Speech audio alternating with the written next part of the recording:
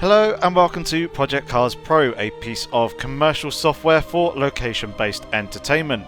In this video we're going to be taking a look at the single player mode operated from the player's perspective. Things here have been made very easy for the player with simple UI and easy to use navigation in order for them to get into a race as quickly as possible. To begin, the player just simply needs to hit any button on the rig. However, if you are in a facility where you need to take payment before the player gets access to the rig and can start enjoying the Project Cars Pro experience, you can lock this option and hide it, and instead launch from a centralized command that is hooked up via the Project Cars Pro UDP. Once the player has been granted access to the rig, the first screen that they are going to see is a selection of 4 difficulty presets. The player will be able to use the steering wheel, the throttle pedals, and also the gear up and gear down buttons to navigate and make selections within the UI.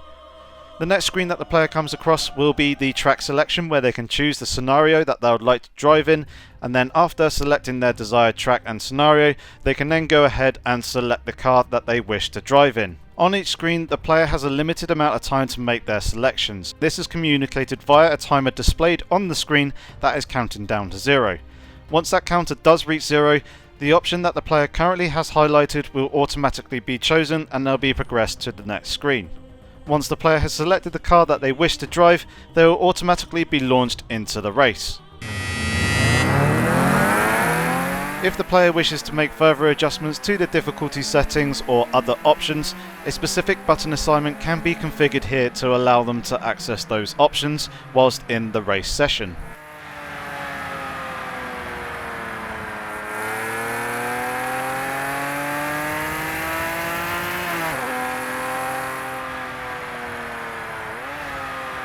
Once the player has completed the race, they'll be presented with the race results, which will be presented on screen for a limited period of time until a countdown timer reaches 0, upon which the player will be automatically returned back to the main menus.